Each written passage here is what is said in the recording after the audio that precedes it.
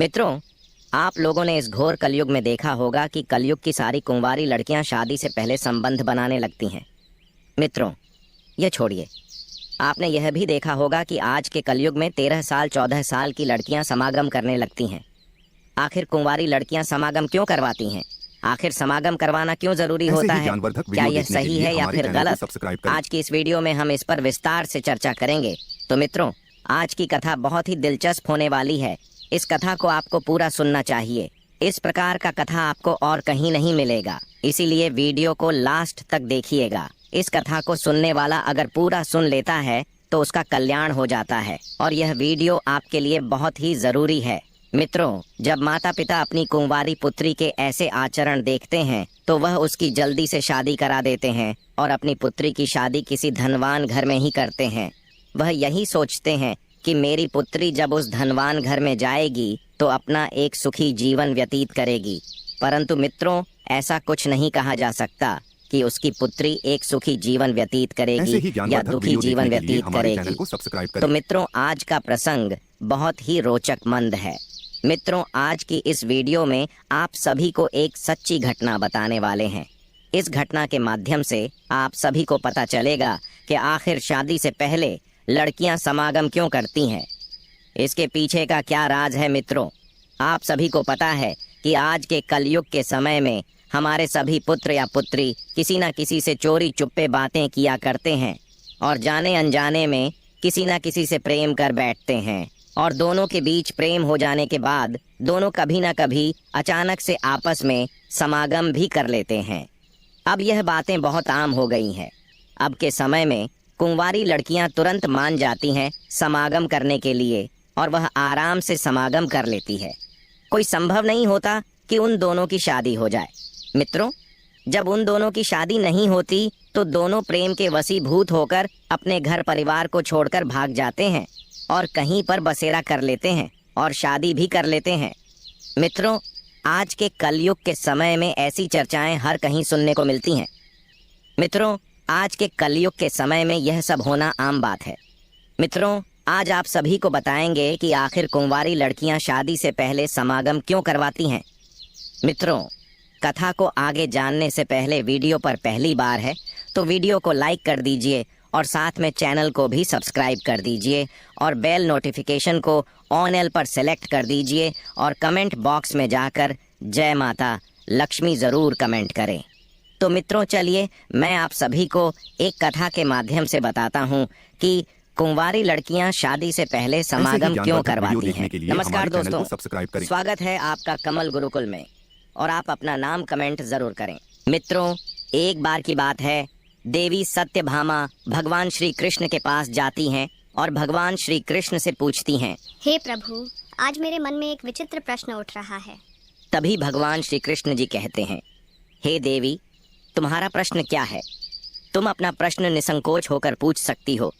तब देवी सत्यभामा कहती हैं, हे प्रभु, मेरा प्रश्न यह है कि समस्त कुंवारी लड़कियां शादी से पहले समागम क्यों करवाती हैं? क्या यह करना उचित है? ये बात सुनकर भगवान श्री कृष्ण जी कहते हैं, हे देवी, आज आपने अति उत्तम प्रश्न किया है। हे देवी, मैं तुमको इस प्रश्न का उत्तर एक कथा के माध्यम से देने वाला हूँ। हे देवी, इस कथा को तुमको शुरू से लेकर अंत तक पूरे मन से सुनना होगा। आगे देवी सत्यभामा कहती हैं, हे प्रभु, आपके मुख से वह कथा सुनना कितनी सौभाग्य की बात है। आगे भगवान श्री कृष्ण जी कहते हैं, हे देवी, इस कथा को जो पूरा सुनता है उसके घर में सदैव माता लक्ष्मी का वास होता है और भगवान शनिदेव की छत्र छाया उसके ऊपर हमेशा बनी रहती है। और जो भी इस कथा को अंत तक नहीं सुनता है उसके घर को माता लक्ष्मी छोड़कर चली जाते हैं। और आगे भगवान श्री कृष्ण जी कहते हैं, हे देवी, इस कथा को तुम पूरे ध्यान से अंत तक सुनना। तब देवी सत्यभामा कहती हैं, हे प्रभु, मैं आपको वचन देती हूँ कि मैं इस कथा को शुरू से लेकर अंत तक सुनूंगी। तब भगवान श्री कृष्ण कथा को आगे सुनाते हुए कहते हैं, हे देवी, एक बार की बात है, हिमालय के पर्वतों के बीच एक दिव्य आश्रम था जहाँ महर्षि दुर्वासा तपस्या करते थे। उनकी तपस्या इतनी शक्तिशाली थी कि उनके द्वारा उच्चारित हर शब्द सत्य हो जाता था। वे अपने कठोर नियमों और गुस्से के लिए प्रसिद्ध थे। उनके पास देवता, मनुष्य और यहाँ तक कि राक्षस भी अपने प्रश्नों का उत्तर प्राप्त करने आते थे। उसी आश्रम के पास एक सुंदर और संस्कारी कन्या आनंदी अपनी माता पिता के साथ रहती थी। आनंदी अपने रूप, गुण और सलता के लिए पूरे क्षेत्र में प्रसिद्ध थी। वह भगवान शिव की अनन्य भक्त थी और प्रतिदिन उनके लिए व्रत रखती थी। उसके माता पिता ने उसे यह शिक्षा दी थी कि विवाह से पहले पवित्रता बनाए रखना हर कन्या का धर्म है। आनंदी अपने माता पिता की बातों का पालन करती थी और हर दिन अपने चरित्र और पवित्रता को बनाए रखने के लिए ध्यान करती थी। उसकी यह भक्ति और आचरण देखकर देवता भी प्रसन्न थे। एक दिन पड़ोसी राज्य के राजकुमार विक्रम ने आनंदी को जंगल में भगवान शिव की पूजा करते हुए देखा। वह उसकी सुंदरता और भक्ति से प्रभावित हुए और उससे विवाह करने का प्रण लिया। विक्रम ने अपने पिता से बात की और आनंदी के परिवार के पास विवाह का प्रस्ताव भेजा। आनंदी के माता पिता ने यह प्रस्ताव सहर्ष स्वीकार कर लिया, लेकिन विवाह से पहले कुछ महीने का समय मांगा ताकि सभी तैयारियां पूरी हो सके। प्रिय मित्रों, राजकुमार विक्रम अत्यधिक उत्सुक और अधीर थे। उन्हें आनंदी से प्रेम तो था, लेकिन उनके मन में वासना का अम्ल भी प्रवेश कर चुका था। उन्होंने आनंदी से मिलकर उससे कहा, हम एक दूसरे से प्रेम करते हैं तो विवाह से पहले साथ रहने में क्या हानि है। आनंदी ने शांति से उत्तर दिया, राजकुमार, विवाह से पहले पवित्रता बनाए रखना हमारे धर्म और संस्कृति का आधार है। यदि हम इस मर्यादा को तोड़ेंगे तो यह न केवल हमारे आत्मसम्मान बल्कि हमारे परिवारों की प्रतिष्ठा को भी ठेस पहुंचाएगा। राजकुमार ने फिर से आनंदी को ने प्रेम के जाल में फंसाने की कोशिश की, लेकिन उसने स्पष्ट मना कर दिया। दोस्तों, राजकुमार विक्रम ने एक दिन आनंदी को धोखे से जंगल में बुलाया और अपनी इच्छाएं पूरी करने का प्रयास किया। आनंदी ने पूरी शक्ति से प्रतिरोध किया और भगवान शिव को सहायता के लिए पुकारा। तभी आर्ष दुर्वासा वहां प्रकट हुए। उन्होंने विक्रम की अधर्मपूर्ण कोशिशों को देखकर क्रोधित होकर कहा, हे राजकुमार, तुमने धर्म और मर्यादा का उल्लंघन किया है। तुम्हारा यह अधर्म केवल तुम्हें नहीं बल्कि तुम्हारी पूरी पीढ़ी को प्रभावित करेगा। मैं तुम्हें श्राप देता हूं कि तुम जिस भी कन्या से विवाह करोगे वह अशांत और दुखी रहेगी। तुम्हारी संतति भी इस पाप का दंड भोगेगी। प्रिय मित्रों, राजकुमार ने आर्षि दुर्वासा से क्षमा मांगी, लेकिन आर्षि ने कहा, केवल सच्चे पश्चाताप और धर्म के मार्ग पर चलने से ही यह श्राप समाप्त हो सकता। आनंदी ने आर्षि दुर्वासा से प्रार्थना की, हे ऋषिवर, कृपया राजकुमार को मार्गदर्शन दें ताकि वे अपने पापों का प्रायश्चित कर सकें। आर्षि दुर्वासा ने कहा, आनंदी, तुम्हारी पवित्रता और भक्ति के कारण मैं राजकुमार को एक अवसर देता हूँ। यदि वह भगवान शिव की तपस्या करेगा और सच्चे हृदय से क्षमा मांगेगा तो उसका पाप क्षमा हो सकता है। राजकुमार विक्रम की कठोर तपस्या और सच्चे हृदय से किए गए प्रायश्चित ने आखिर उन्हें आर्षि दुर्वासा का आशीर्वाद दिलाया। उनके पापों का बोझ अब समाप्त हो चुका था, लेकिन उनके मन में एक गहरी पीड़ा थी। उन्होंने महसूस किया कि उनके अधर्म और वासना ने न केवल आनंदी को बल्कि उनके स्वयं के चरित्र को भी कलंकित किया था। दोस्तों, आर्षि दुर्वासा ने कहा, हे राजकुमार, तुमने अपने पापों का प्रायश्चित कर लिया है, लेकिन याद रखो, पवित्रता और संयम केवल एक व्यक्ति की नहीं, पूरे समाज की नियम होते हैं। भविष्य में यह ध्यान रखना कि तुम्हारे कार्य केवल तुम्हारे नहीं बल्कि तुम्हारे परिवार और समाज के लिए भी प्रभाव डालते हैं। अब जाओ और अपनी भूलों से सीखे गए पाठ को जीवन भर याद रखो। उधर आनंदी ने अपने तप और भक्ति के माध्यम से स्वयं को और भी अधिक मजबूत बना लिया था। वह जानती थी कि राजकुमार ने अपनी भूलों का प्रायश्चित किया है, लेकिन उसने यह तय कर लिया था कि वह केवल उस व्यक्ति से विवाह करेगी जो सच्चे अर्थों में धर्म, पवित्रता और मर्यादा का पालन करता हो। आनंदी ने अपने माता पिता से कहा, मैंने अपने जीवन में अब तक केवल धर्म और मर्यादा का पालन किया है।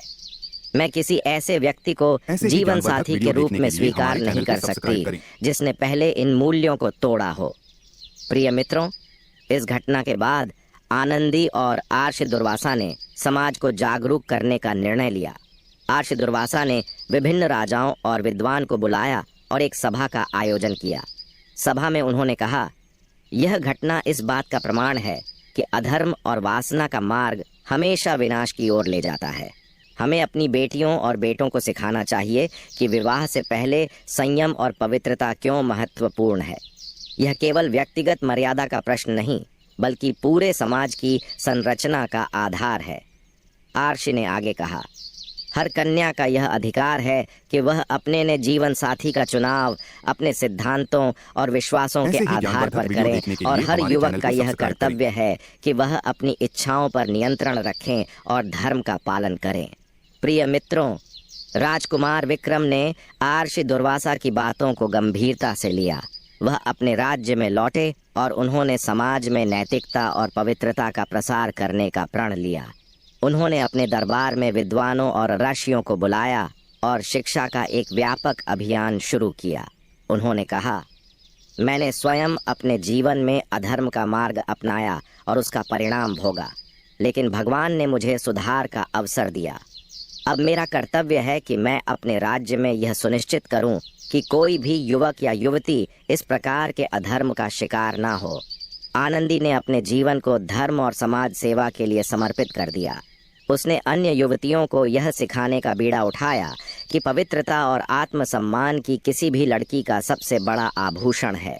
वह गांव-गांव जाती और अपनी कथा सुनाती। आनंदी कहती, मुझे गर्व है कि मैंने अपने धर्म और मर्यादा का पालन किया। यह समाज हमें कई बार हमारे मूल्यों से विचलित करने की कोशिश करता है, लेकिन सच्चाई यह है कि जो व्यक्ति अपने सिद्धांतों पर अडिग रहता है वही जीवन में सच्चा सुख प्राप्त करता है। धीरे धीरे आनंदी की शिक्षा का प्रभाव पूरे समाज पर पड़ने लगा। लड़कियां और उनके माता पिता समझने लगे कि पवित्रता केवल एक धार्मिक मूल्य नहीं, बल्कि एक नैतिक अनिवार्यता भी है। दोस्तों, आनंदी ने कन्या व्रत का एक संगठन बनाया जिसमें लड़कियों को शिक्षा और आत्मरक्षा के साथ साथ धर्म और मर्यादा का पालन करने की शिक्षा दी जाती थी। उसने कहा, हमारी शक्ति हमारे चरित्र में है। यदि हम अपने चरित्र को मजबूत बनाएंगे तो समाज भी मजबूत होगा। आर्षि दुर्वासा ने एक और सभा में कहा, विवाह केवल दो व्यक्तियों का मिलन नहीं है, यह दो आत्माओं का ऐसा संबंध है जो धर्म, प्रेम और विश्वास पर आधारित होना चाहिए।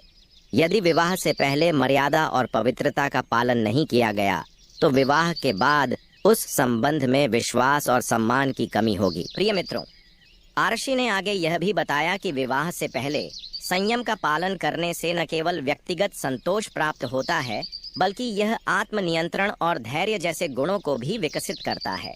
वर्षों बीत गए, लेकिन आनंदी और आर्षि दुर्वासा द्वारा किए गए प्रयासों ने समाज में गहरी छाप छोड़ी। लड़कियां आत्मनिर्भर और आत्मसम्मान से भरपूर हो गई।